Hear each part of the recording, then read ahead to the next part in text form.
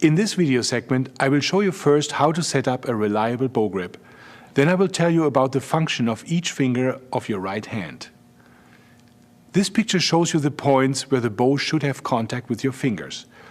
Put the bow on these points, place the tip of your thumb between the frog and the leather or winding. Then turn your hand around. Notice that all fingers, including the thumb, are round and relaxed. The middle finger is always opposite the thumb. The tip of the ring finger is on or near the eye of the frog, and the little finger stands on top of the bow stick. The distance between your fingers should be the same as when you let your hand hang completely relaxed. Each finger has a very specific job. The thumb holds the bow up and provides the fulcrum or axis for all actions of your bow hand. The middle finger just closes the ring with the thumb. It has no other function than to secure the fulcrum. It never exerts pressure. Any pressure between the middle finger and the thumb would have no effect on your sound production. The index finger has two functions. First, it applies bow pressure onto the string. Any pressure by the index finger has to be countered in the same amount by the thumb. The second function of the index finger is to control sounding point. It can pull the bow towards the bridge. The ring finger also controls sounding point. It can pull the bow towards the fingerboard. The little finger can lift the bow pressure. In all these functions, the ring of thumb and middle finger is the fulcrum or axis. The accuracy of this bow grip is necessary to perform the strokes you will find in this website. Please come back to this chapter frequently to check your bow grip.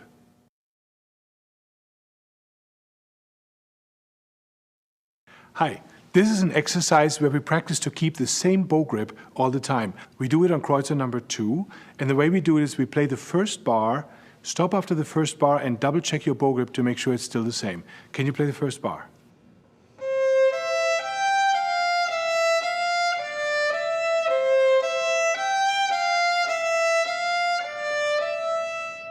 Okay, is it still the same? Yes. Okay, then play the second bar.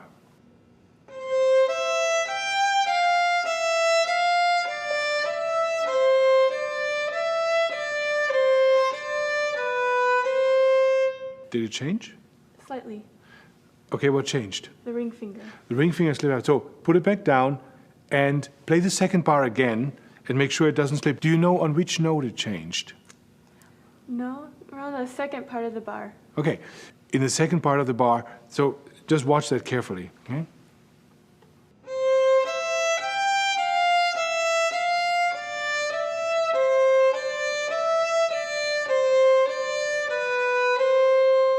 Did it change? No. No, very good. Play the third bar.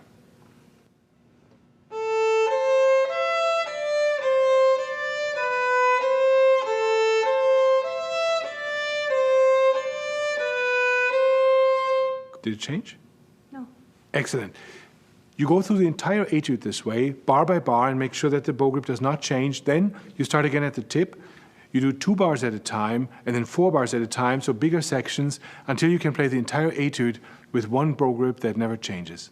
Okay. Yeah? Great.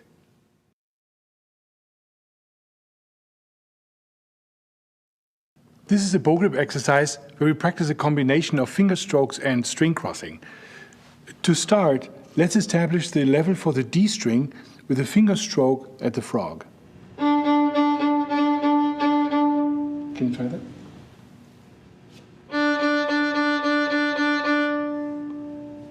Excellent.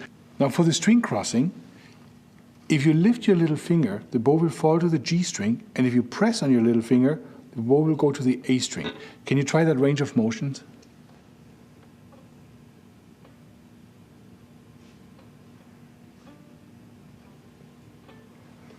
Very good. So let's put this on Kreuzer number 13, and we will try to do this with a finger stroke only, without involving the arm or the hand. It looks like this.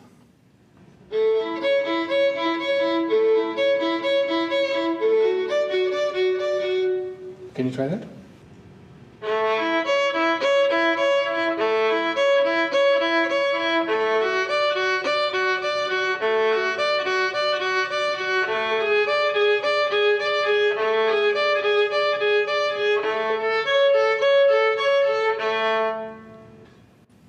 Very good. That will give you lots of flexibility and it requires a really stable bow grip.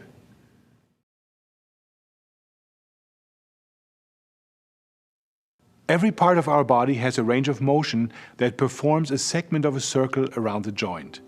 In other words, there is no natural motion available that pulls the bow always in a straight line perpendicular to the string. We have to combine several motions of the upper arm, lower arm and hand with adjustments in the elbow and the wrist to keep the bow always parallel to the bridge. Playing from the middle to the tip requires straightening your elbow. In the middle, you can envision an imaginary square from your sounding point to your shoulder, shoulder to elbow, elbow to hand and hand to sounding point. When we arrive at the tip, this becomes a triangle between sounding point, shoulder, your arm and the bow. We go back to the square and now to the frog, where we reach another triangle formed by the line from your sounding point to your shoulder and by your upper and lower arm. Please note that your bow grip should not change. Your wrist has to make the necessary adjustments at the frog and at the tip. Your upper arm always stays at the same level as your bow. On the G string, the arm is higher, and on the E string it is close to your body. The up bow is always initiated by closing the elbow, not by lifting the arm.